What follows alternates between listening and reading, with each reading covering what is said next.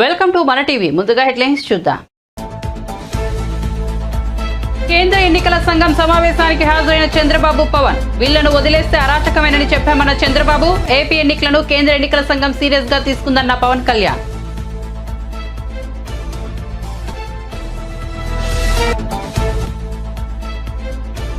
విజయవాడలో కేంద్ర ఎన్నికల సంఘం సమావేశం. వైసీపీ తరపున విజయసాయిరెడ్డి హాజరు. గుర్తింపు లేని జనసేన పార్టీకి ఎలా అనుమతినిచ్చారని కేంద్ర ఎన్నికల సంఘాన్ని అడిగామన్న విజయసాయిరెడ్డి.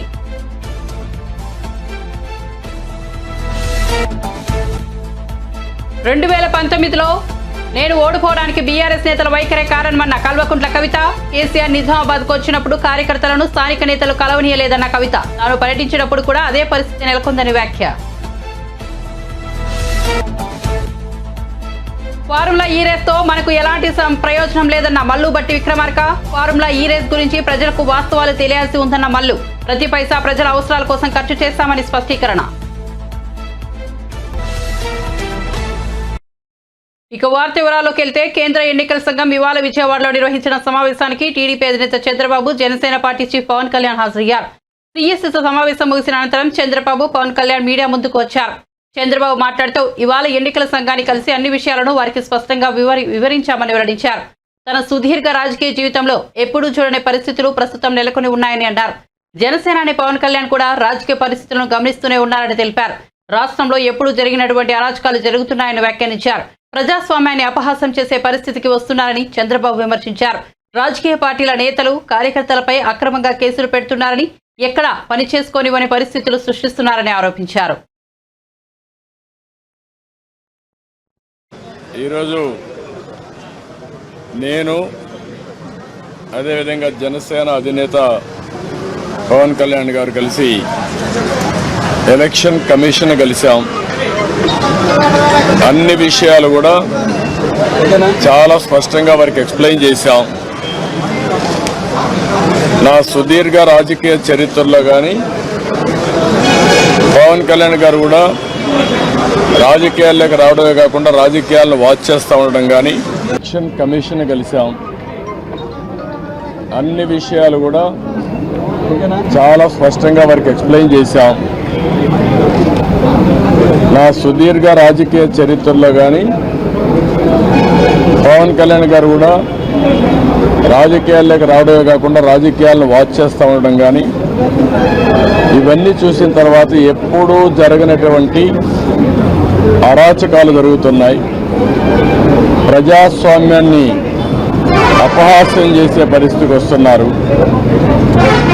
ఇంతవరకు మీరు చూస్తే కేసులు అయితే మా మీద విపరీతంగా బుక్ చేసి, అంటే ఎక్కడ కూడా పనిచేయకుండా చేయడం కోసం రాజకీయ పార్టీల్ని, రాజకీయ పార్టీల కార్యకర్తల్ని, లేకుంటే అందులో పనిచేసే వ్యవస్థనే మొత్తం సర్వనాశనం చేయాలి, నిర్వీర్యం చేయాలని ప్రయత్నం చేశారు.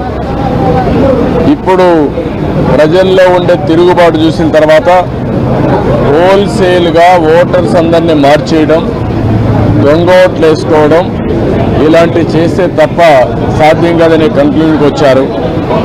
ఈరోజు ఒక ఎగ్జాంపుల్ ఇచ్చాం. ఒక్క చంద్రగిరిలో ఫామ్ 6 కింద 1,15,000 ఓట్లు ఇచ్చారు.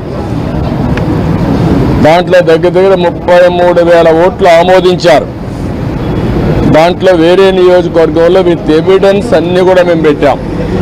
అవన్నీ కూడా వారికి ఎక్స్ప్లెయిన్ చేశాం. అదే మరిగా స్టేట్ ఎలక్షన్ కమిషనర్ ఆ రోజు పడిన అవస్థ కానీ, కడాన ఆయన డ్యూటీ కండక్ట్ చేయడానికి, ఆయన విధి నిర్వహించడానికి సెంట్రల్ హోమ్ మినిస్టర్ని అడిగాడు ప్రొటెక్షన్ కోసం. కుటుంబాన్ని, ఆయనకు సెక్యూరిటీ కావాలని అడిగే పరిస్థితి అవి కూడా ఇచ్చాం. ఫైనల్గా మేము రిక్వెస్ట్ చేసింది వారిని ఒకటే చెప్పాం. ఏదైతే ఎలక్షన్ డ్యూటీ చేసే ఆఫీసర్ని సెలక్షన్ ప్రాసెస్లో కాకుండా ఆల్ ఇండియా లెవెల్లో చేసే బెస్ట్ ప్రాక్టీసెస్లో ఎంపిక చేసుకోవాల్సిన అవసరం ఉంది. ఈరోజు సెలక్షన్ ప్రాసెస్ ఎందుకన్నానంటే ఆల్ ఇండియా లెవెల్లో టీచర్స్ని, గవర్నమెంట్ ఆఫీసర్స్ని, అనుభవం ఉండే వ్యక్తులు పెట్టుకుంటారు. వాళ్ళందరినీ లేదని చెప్పి మేము ఇవ్వలేమని గవర్నమెంట్ చెప్పి కడాన ఎన్నికలను అపహాస్యం చేసే విధంగా సచివాలయ స్టాఫ్తో వాలంటీర్లతో కండక్ట్ చేయాలని ప్రయత్నం చేస్తున్నారు. అంటే ఇటీవల వీళ్ళు నామినేట్ చేసిన వ్యక్తులతో పెట్టుకొని వీళ్ళు చేసే అన్ని తప్పుడు పనులు వాళ్ళ దగ్గర చేపించాలని. అదే సమయంలో మీరు చూస్తే బిఎల్ఓలుగా అంటే బూత్ లెవెల్ ఆఫీసర్స్ ఒకప్పుడు టీచర్లు చేసేవాళ్ళు, ఆఫీసర్లు చేసేవాళ్ళు. ఎక్కడ కూడా ఒక్క మిస్టేక్ కూడా ఉండేది కాదు. That is their duty. దానిపైన చాలా స్పష్టంగా ఆదేశాలు కూడా ఉన్నాయి. ఎవరన్నా కానీ డ్యూటీ స్పష్టంగా చేయలేకపోతే వాళ్ళని యాక్షన్ తీసుకోవడం, ఇంక్రిమెంట్స్ కట్ చేయడం, ఉద్యోగాలు తీసేవి అన్నీ ఉంటాయని భయపడిపోయేవాళ్ళు. ఈరోజు ఎవరు చేస్తున్నారంటే ప్రధాన మహిళా పోలీస్ 2600 మంది బిఎల్ఓని మహిళా పోలీసులు పెట్టేశారు. ఇది నాకు ఆశ్చర్యం వేస్తుంది. 83 నియోజకవర్గంలో మహిళా పోలీసుల బిఎల్ఓలు పెడితే వాళ్ళకి మహిళా పోలీసులకు ఏం తెలుస్తుంది ఇవన్నీ అంటే? ఇంకొక పక్క వై ఏపీ నీడ్స్ జగన్ అని కలెక్టర్ దగ్గర నుంచి అందరూ క్యాంపెయిన్లు చేస్తారు. ఇప్పుడు చేసిన అరాచకం చాలదు, రాతి యుగానికి తీసుకుపోవడానికి అలాంటి వాళ్ళు పెట్టుకొని చేసే పరిస్థితికి వస్తున్నారు. ఇవన్నీ మేము ఎక్స్ప్లెయిన్ చేసిన తర్వాత వారికి మా మీద కానీ జనసేన మీద కానీ దగ్గర 6000 నుంచి 7000 కేసులు మా మీద పెట్టారు. ఒక్క పుంగునూరులో కేసులో 250 మంది పెట్టారు. 200 మంది పైన జైలు పోయి వచ్చారు. ఇప్పుడు బైండ్ ఓవర్ కేసులు పెడుతున్నారు. అంటే నీ మీద కేసు ఉంది, పోలీసు వాళ్ళు నోటీస్ ఇస్తారు, ఎంఆర్ఓ దగ్గర సరెండర్ కావాలి అంటే మళ్ళీ బెదిరించడం. ఎలక్షన్లో ఎవరిని పని చేయనీయకుండా నిర్వీర్యం లేకపోతే మళ్ళా వాళ్ళని అరెస్ట్ చేయడానికి ప్రయత్నం చేసే పరిస్థితి వచ్చారు. టీడీపీ అధినేత చంద్రబాబుతో కలిసి విజయవాడలో కేంద్ర ఎన్నికల సంఘం సమావేశానికి హాజరయ్యారు జనసేనాని పవన్ కళ్యాణ్. ఆ భేటీ ముగిశాక మీడియాతో మాట్లాడారు. ఏపీలో ఎన్నికలు పూర్తి ప్రజాస్వామ్యబద్ధంగా జరగాలన్న ఉద్దేశంతోనే కేంద్ర ఎన్నికల సంఘం ఇవాళ విజయవాడ వచ్చి సమావేశం ఏర్పాటు చేసిందని పవన్ కళ్యాణ్ వెల్లడించారు. చంద్రబాబు 3 సార్లు ముఖ్యమంత్రిగా చేసి విపక్ష నేతగా ఉన్నారన్నారు. ఆయన తన సుదీర్ఘ అనుభవంతో తాను ముఖ్యమంత్రిగా ఉన్న సమయంలో ఎన్నికలు ఎలా జరిగాయో సీఈసీకి చక్కగా వివరించారన్నారు. పారదర్శకంగా ఎన్నికలు జరగడానికి ఆయన శాయశక్తిగా ఎలా కృషి చేశారో చెప్పారు. చంద్రగిరిలో 1,00,000 దొంగ ఓట్లు నమోదు చేస్తే వాటిలో 1/4 వంతు ఆమోదించారన్న విషయాన్ని సీఈసీ దృష్టికి తీసుకెళ్లామన్నారు. ఇక జనసేన తరపున కూడా అభ్యంతరాలను కేంద్ర ఎన్నికల సంఘానికి వివరించామన్నారు.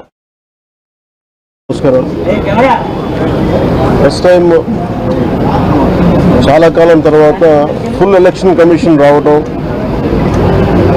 దాని తాలూకు సీరియస్నెస్ తెలియజేస్తూ ఉంది. ముఖ్యంగా ఆంధ్రప్రదేశ్ ఎన్నికలు చాలా ప్రజాస్వామ్యబద్ధంగా జరగాలి అని కేంద్రం ఎన్నికల సంఘం నిర్ణయం తీసుకున్నందువల్లే ఈ రోజున ఫుల్ ఎలక్షన్ కమిషన్ ఆంధ్రప్రదేశ్ విజయవాడలో రావడం జరిగింది. చంద్రబాబు గారు తెలుగుదేశం పార్టీ నుంచి 3 సార్లు ముఖ్యమంత్రిగా పనిచేశారు, ప్రతిపక్ష నాయకులుగా ఉన్నారు.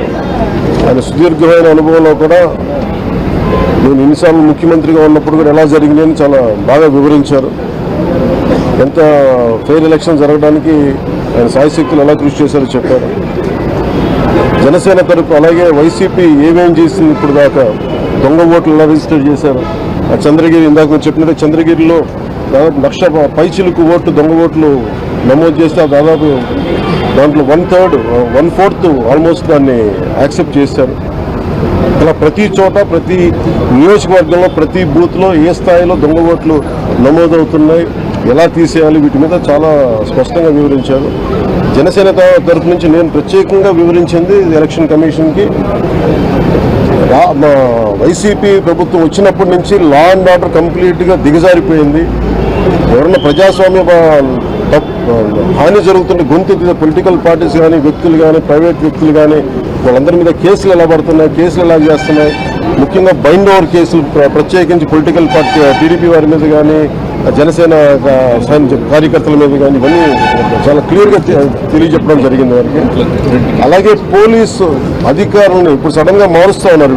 లాస్ట్ 2 నెలలుగా మార్చేస్తూ ఉన్నారు. మళ్ళీ ఎన్నికలు సంఘం వచ్చేటప్పటికి మళ్ళీ వాళ్ళకి కావాల్సిన అధికారులను తిరిగి అక్కడ వేయించుకునేలాగా తీసుకొచ్చిన ప్రణాళికలు చేస్తాం, అది కూడా బలంగా తెలియజేస్తాం.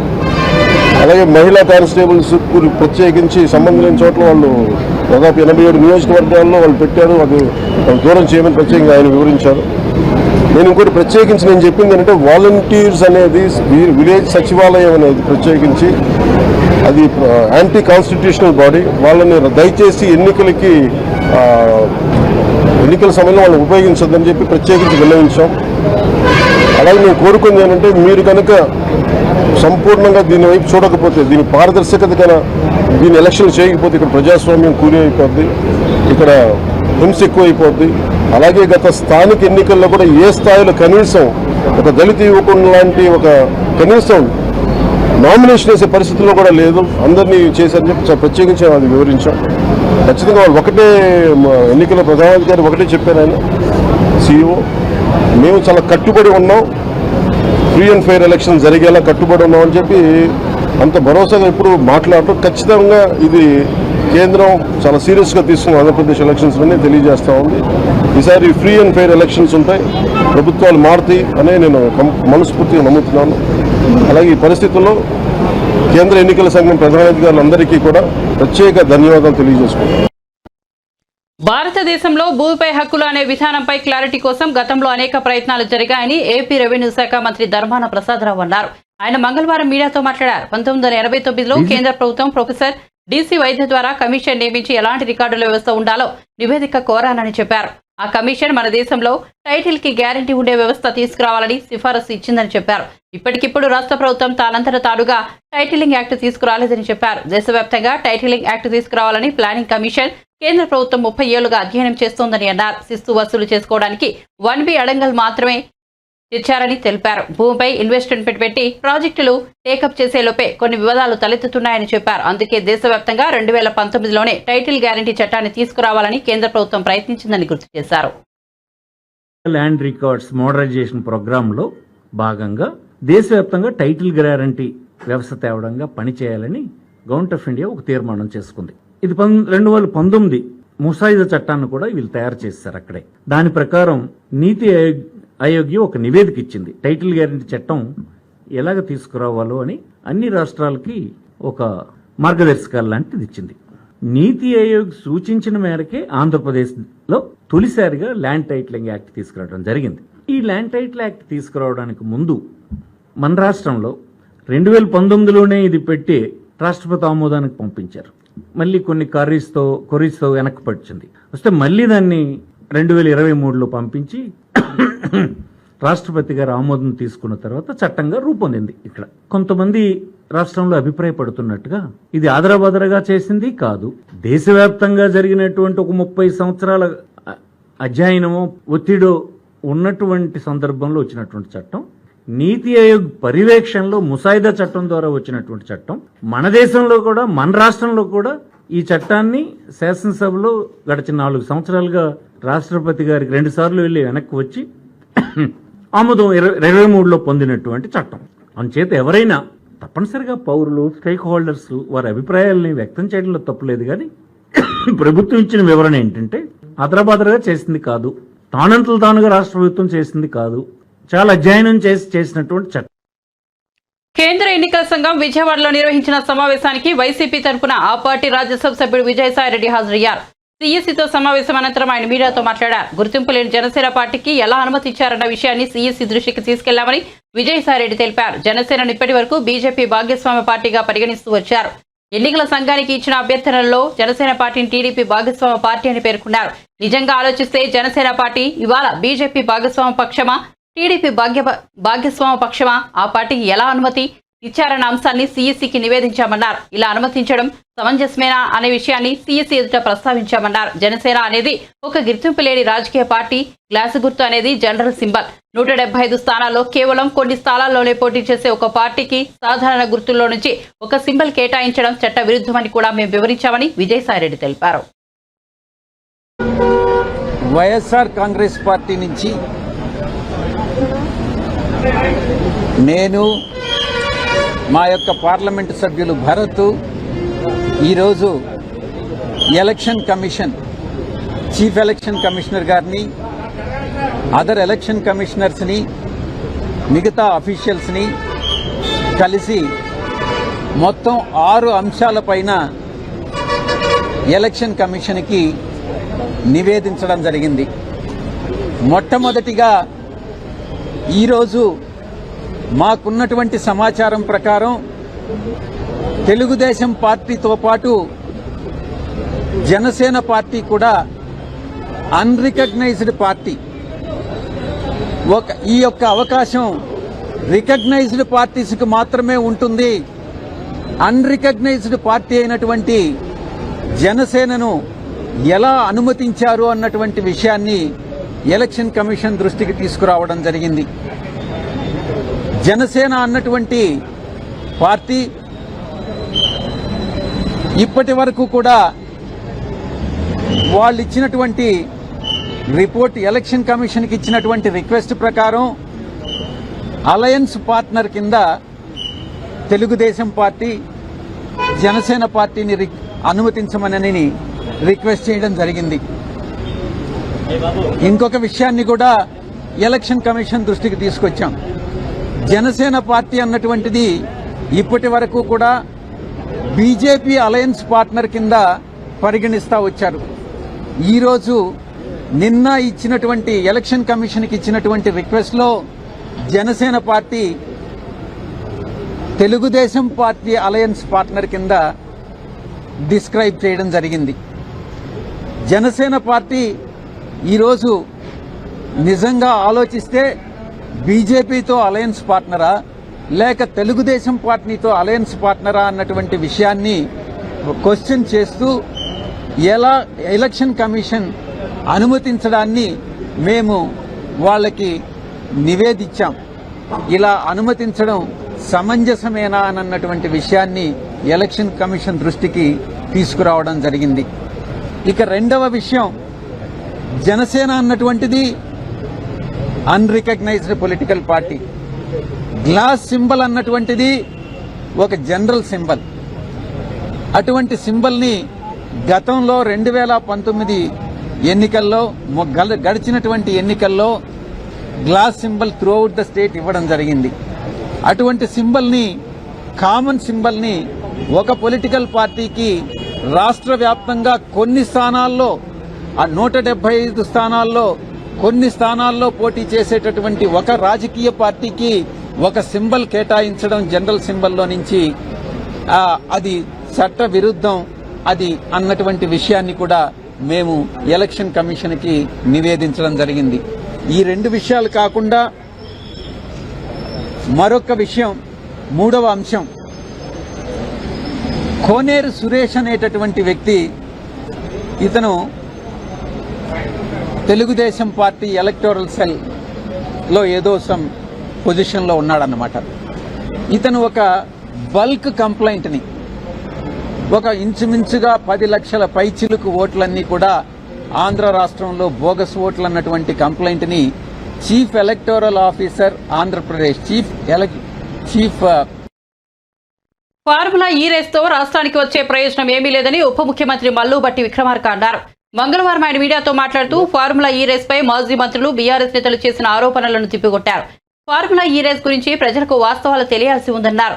సెక్రటేరియట్ బిజినెస్ రూల్స్ ప్రకారం ఫార్ములా ఈ రేస్ కు అనుమతి లేదన్నారు. వాళ్ళెవరో హైదరాబాద్ కు వచ్చి వెళ్లడానికి 100 కోట్లు కట్టాలా అని ప్రశ్నించారు. ఇది బిజినెస్ రూల్స్ కు భిన్నమైనదన్నారు. ప్రతి పైసా రాష్ట్ర ప్రజల అవసరాల కోసం ఖర్చు చేస్తామని స్పష్టం చేశారు. గత ప్రభుత్వం రాష్ట్ర ప్రయోజనాలను తాకట్టు పెట్టిందని ఆరోపించారు. ఫార్ములా ఈ రేస్ పై మాజీ మంత్రులు అనవసరమైన ఆరోపణలు చేస్తున్నారన్నారు. ఈ రేస్ విషయంలో తమ ప్రభుత్వం సరైన చర్యలు తీసుకోలేదని, ఈ రేస్ వెనక్కి వెళ్లడంతో నష్టమని విమర్శలు చేస్తున్నారని, కానీ అది వెనక్కి వెళ్లడంలో మనకు వచ్చిన నష్టమేమీ లేదన్నారు. ఓ కంపెనీ టికెట్లు అమ్ముకొని లబ్ధి పొందిందని, ఇందులో 3 వాటాదారులు ఉన్నారన్నారు.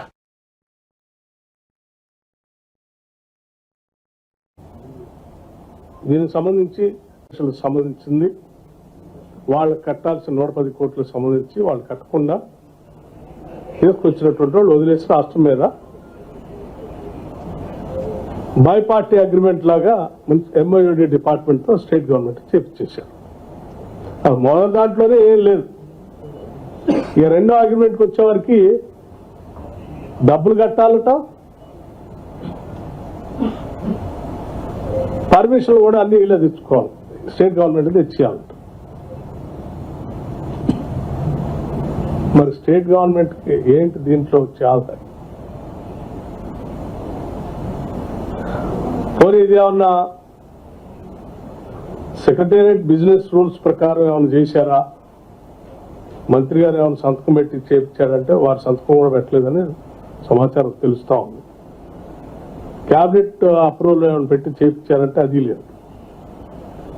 ఓవరాల్ ఇన్స్ట్రక్షన్స్ ఇచ్చి అధికారితో చెప్పారంటే అధికారులు ఎంఏయుడి స్పెషల్ సెక్రటరీ గారు, స్పెషల్ చీఫ్ సెక్రటరీ గారు అగ్రిమెంట్ చేసేసి సంతకాలు పెట్టేసి ఈ 110 కోట్లు కట్టాల్సిన దాంట్లో 55 కోట్లు ఆల్రెడీ కట్టేసి మిగతా ఇన్స్టాల్మెంట్స్ కోసం 2 ఇన్స్టాల్మెంట్స్ అట్లా పెట్టేసి,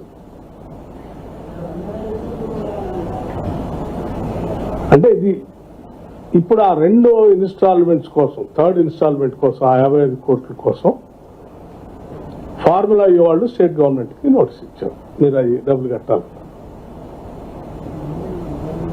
గవర్నమెంట్ డిసెంబర్ 7వ తారీఖు నాడు ప్రమాణ స్వీకారం చేసింది.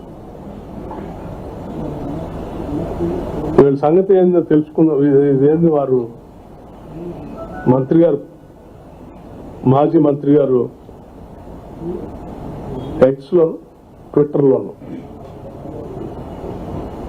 నగర ఇది రాష్ట్ర బ్రాండ్ ఇమేజ్ అంతా పోతాం, తెచ్చినవన్నీ పోగొట్టేస్తాం.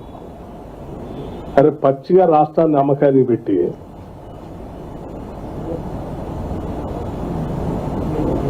ఒకటేమో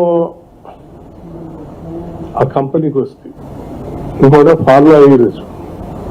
మరి రాష్ట్రం ఏంటి, రాష్ట్రానికి వచ్చే ఆదాయం వీటన్నిట్లో అంటే లేదు. వాళ్ళు వచ్చి అక్కడికి వచ్చి చూసిపోతే హైదరాబాద్ నగరం ఎన్నో జరుగుతుంది. వాళ్ళు చూసిపోవటానికి 110 కోట్లు కట్టాలా? అవి కాకుండా ఇన్ఫ్రాస్ట్రక్చర్ డెవలప్ చేయడానికి మళ్ళీ అది వేరే.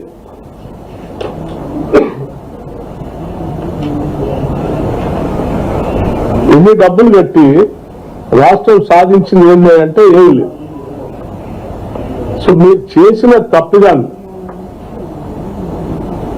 బిజినెస్ రూల్స్ కి పూర్తిగా భిన్నంగా మీరు చేసినటువంటి తప్పిదాన్ని మీకున్నటువంటి ఒక రకమైనటువంటి కోరికలను తీర్చుకోవటం కోసం రాష్ట్ర ప్రయోజనాలని, రాష్ట్ర ఆస్తుల్ని, రాష్ట్ర వనరుల్ని వాళ్ళ తాకట్టు పెట్టేసి అప్పనంగా ఇచ్చేసి జరిగే నష్టాన్ని కాపాడిన రాష్ట్ర ప్రజల కోసం ఇప్పుడు వచ్చిన ప్రభుత్వం ప్రయత్నం చేస్తుంటే రాష్ట్రానికి నష్టం చేస్తాం. ఏపీలో అంగన్వాడీ వర్కర్స్, హెల్పర్లు సమ్మెలోకి దిగారని, వారు తెగేదాకా లాగొద్దు, తర్వాత తీవ్ర చర్యలుంటాయని ప్రభుత్వ సలహాదారు సజ్జల రామకృష్ణారెడ్డి హెచ్చరించారు. తాడేపల్లి క్యాంపు కార్యాలయంలో ఆయన మీడియాతో మాట్లాడుతూ అంగన్వాడీ కార్మికులతో మొదట్లో అధికారులు, తర్వాత మంత్రుల బృందం చర్చలు జరిపారని చెప్పారు. మొన్న వీరిపై ఎస్మా ప్రయోగిస్తూ జీవో తెచ్చామని వార్నింగ్ ఇచ్చారు. కొన్ని ఆడియో మెసేజ్లు వారి గ్రూపుల్లో పోస్టు చేశారని, వారి మాటల్లో రాజకీయపరమైన అజెండా ఉందని తెలిసిందని చెప్పారు. అంగన్వాడీ కార్మికులం 1,00,000 మంది ఉన్నామని, తాము అనుకున్నది జరగకపోతే ప్రభుత్వాన్ని దించేస్తామనేలా వీడియోలో వారి మాటల్లో వ్యక్తమవుతోందన్నారు. ప్రభుత్వం పరిష్కరించాల్సిన సమస్యలను పరిష్కరిస్తుందని చెప్పాయని, కానిది వచ్చే గవర్నమెంట్లో ఆలోచిస్తామని చెప్పామని తెలిపారు. తాము ఎప్పుడు ఒకే మాట మీద ఉన్నామన్నారు. ఈ అంగన్వాడీల కింద లక్షలాది మంది మహిళలు, పిల్లలు, గర్భిణీలు ఉన్నారన్నారు. ఎక్కడో ఒక పాయింట్ వద్ద ప్రభుత్వం ప్రత్యామ్నాయం చేయాల్సి ఉందని సజ్జల రామకృష్ణారెడ్డి తెలిపారు. మెసేజ్లు కూడా వాళ్ళ గ్రూప్స్లో సర్క్యులేట్ అవుతున్నాయి చూసాం. ఎవరైతే చర్చలకు ఆ రోజు వచ్చారో నాయకులు, అంగన్వాడీ వర్కర్స్ నాయకులు మాతో చర్చలు జరిపారు. వాళ్ళు ఆడియో మెసేజెస్ ఉంటే విన్నాం. అందులో ప్రధానంగా నాకు కనిపించింది రాజకీయ కోణం ఎక్కువ కనిపించింది. ఈ నాయకులు, అంగన్వాడీ వర్కర్స్ నాయకులు వాళ్ళు రాజకీయం చేస్తున్నారని అనట్లేదు, కానీ వెనక ఉండి నడుపుతున్న వారు కానీ, ఏ యూనియన్లు అయితే ఏ పార్టీలకైతే అనుబంధాలు ఉన్నాయో ఆ పార్టీలు కానీ అవైతే రాజకీయపరమైన అజెండాతోనే చేస్తున్నాయనేది ముందు నుంచి తెలిసినప్పటికీ ఈరోజు వీళ్ళ మెసేజ్ల్లో అది బహిర్గతమైంది. దీని రిపర్కషన్స్, ఇవి ఎంతవరకు ఉంటాయనేది ఆలోచించడం కంటే, ఇంతమంది ఉన్నాం కదా 1,00,000 మందిని, మనం అనుకున్నది రాకపోతే ప్రభుత్వాన్ని అయినా దించేంత వరకు పోగలం అనే ధీమా ఈ బయట నుంచి ఆర్గనైజ్ చేస్తున్న నాయకులు లేదా పార్టీల నుంచి ఉందని వాళ్ళ మాటల్లోనే వ్యక్తమవుతుంది. ఆడియో ఇది వింటే ఎగ్జాక్ట్లీ మేము ఏదైతే భయపడుతూ వచ్చామో, వాళ్ళను హెచ్చరిస్తూ వచ్చామో అంగన్వాడీ ఉద్యోగులు, అదే ఫైనల్గా జరుగుతుంది. నేను చెప్పదలుచుకున్నది ఒకటే, మేము అంతకుముందు అడ్రస్ చేసిన ఏవైతే సాల్వ్ కాగలిగినవన్నీ చేసుకుంటూ వచ్చాము. ఏదైతే ఇమ్మీడియట్ ఈ టర్మ్లోనే ఇప్పుడు చేయడం కుదరదు కాబట్టి తర్వాత భవిష్యత్తులో దాని గురించి ఇది ఎన్నికల సమయం, ఎన్నికలు వస్తున్నాయి, అయిపోయాక తర్వాత మాట్లాడదాం, దాని గురించి ఏదైనా సానుకూలంగా చేయడానికి ప్రశ్న యాదాప్నం అయితే చేయలేమని చెప్పారు. అది ఏదో బెదిరించడానికో వాళ్ళు ఎట్లయితే సమ్మె అనేది బెదిరించడానికి మేము చేయట్లేదు అంటున్నారో నిజంగా చేయట్లేదు కూడా అని ఇన్నాళ్ళు అనుకున్నాం, కానీ ఇప్పుడు చూస్తే అది కనిపిస్తుంది. అలాగే ఇటు ప్రభుత్వం వైపు నుంచి కూడా ఉన్న పరిస్థితిలో ఇంతకంటే ఇప్పుడు పెంచడం కుదరదు, నెక్స్ట్ ఖచ్చితంగా వచ్చే సంవత్సరం దాన్ని తప్పకుండా ఆలోచిస్తాం. అందులో కూడా అంత నిజాయితీ ఉంది, వాళ్ళ డిమాండ్లో ఎట్లయితే నిజాయితీ ఉందో, లేదా వాళ్ళు రాజకీయాలకు అతీతంగా తమ సమస్యను ప్రభుత్వానికి విన్నవించుకున్నారో ఇటు ప్రభుత్వం వైపు నుంచి కూడా అదే నిజాయితీతో చెప్పారు. పేదరికాన్ని రూపుమాపి అభివృద్ధి చెందిన దేశంగా తీర్చిదిద్దుతున్న ప్రధాని నరేంద్ర మోదీ సంకల్పాన్ని నెరవేర్చేందుకు భారతీయులందరూ వికసిత్ భారత్ కార్యక్రమంలో అంబాసిడర్లుగా రాణించాలని కేంద్ర మంత్రి బీజేపీ తెలంగాణ రాష్ట్ర అధ్యక్షుడు కిషన్ రెడ్డి పిలుపునిచ్చారు.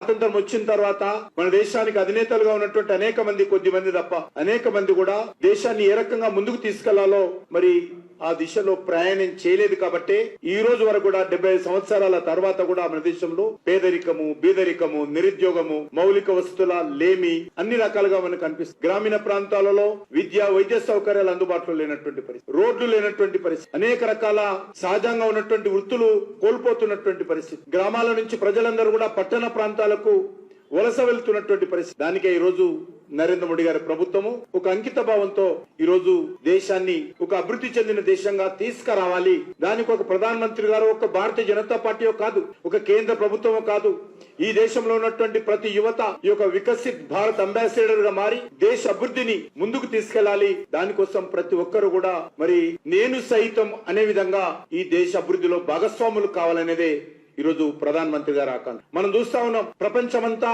గడగడలాడించి ప్రపంచంలో ఉన్నటువంటి 100 కోట్ల ప్రజలను వణికించినటువంటి కరోనాను ఏ రకంగా మన దేశంలో ఎదుర్కొన్నామో మాకు తెలుసు. ఆ రోజు ఢిల్లీలో కేంద్ర ప్రభుత్వానికి సంబంధించినటువంటి కరోనా కంట్రోల్ రూమ్ ఇన్ఛార్జ్ గా నేనున్నాను, హోమ్ మినిస్టర్ గా MOS ఉన్నప్పుడు. ఆ రోజు చాలా మంది ఇతర దేశాలకు సంబంధించినటువంటి మేధావులు అనేవాళ్ళు పార్లమెంట్ ఎన్నికలకు సమయం దగ్గర పడుతున్న తరుణంలో అన్ని ప్రధాన పార్టీలు ఎన్నికలపై పూర్తి స్థాయిలో దృష్టి సారించాయి. సమీక్షలను నిర్వహిస్తూ గత పొరపాట్లను సరిదిద్దుకునే ప్రయత్నం చేస్తున్నాయి. తాజాగా బీఆర్ఎస్ ఎమ్మెల్సీ కల్వకుంట్ల కవిత చేసిన వ్యాఖ్యలు చర్చనీయాంశంగా మారాయి. 2014 పార్లమెంట్ ఎన్నికల్లో నిజామాబాద్ నియోజకవర్గం నుంచి కవిత గెలుపొందారు. అయితే 2019 ఎన్నికల్లో బీజేపీ అభ్యర్థి ధర్మపురి అరవింద్ చేతిలో ఓటమి పాలయ్యారు.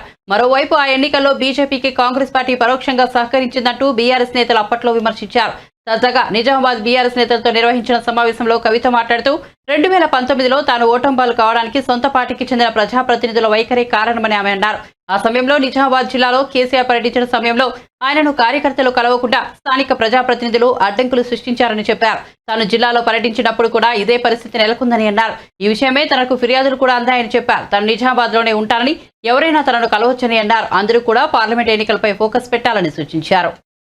పనులను మీరు రద్దు చేసే మాట నిజమే అయితే రైతులకు నష్టం జరుగుతుంది. మరి మీరు సత్సంబంధాలు పెట్టుకుంటూ ఇవాళ మొత్తంగా అన్ని మీ సేవా సెంటర్లలో కూడా ఇస్తాం. కానీ మేము కోరేది ఒకటే, ఆల్రెడీ 44 లక్షల జిల్లా 200 యూనిట్లు వాళ్ళు చెప్పినవి కొన్ని చేసే ప్రయత్నం చేస్తున్నారు. అందులో ప్రజలకు హక్కులు సాధించి పెట్టడానికి వారి పక్షాన ప్రజలు ఆలోచించి బీఆర్ఎస్ పార్టీని పెద్ద మెజార్టీతో డిమాండ్ చేస్తూ ఉన్నాం. ధన్యవాదాలు.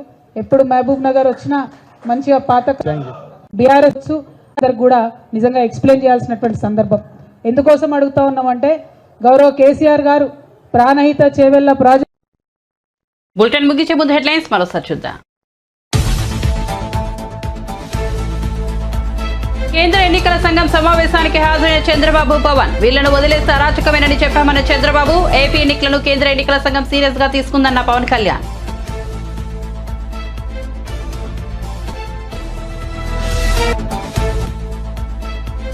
విజయవాడలో నేడు కేంద్ర ఎన్నికల సంఘం సమావేశం. వైసీపీ తరఫున విజయసాయిరెడ్డి హాజరు. గుర్తింపు లేని జనసేన పార్టీకి ఎలా అనుమతించారని కేంద్ర ఎన్నికల సంఘాన్ని అడిగామన్న విజయసాయిరెడ్డి.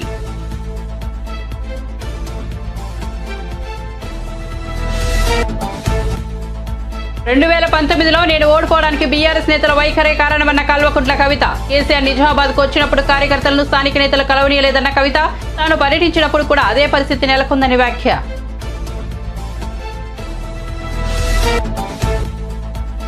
ఫార్ములా ఈ రేస్ తో మనకు ఎలాంటి ప్రయోజనం లేదన్న మల్లు బట్టి విక్రమార్క. ఫార్ములా ఈ రేస్ గురించి ప్రజలకు వాస్తవాలు తెలియాల్సి ఉందన్న మల్లు. ప్రతి పైసా ప్రజల అవసరాల కోసం ఖర్చు చేస్తామని స్పష్టీకరణ. మరిన్ని అప్డేట్స్ కోసం చూస్తూనే ఉండండి మన టీవీ.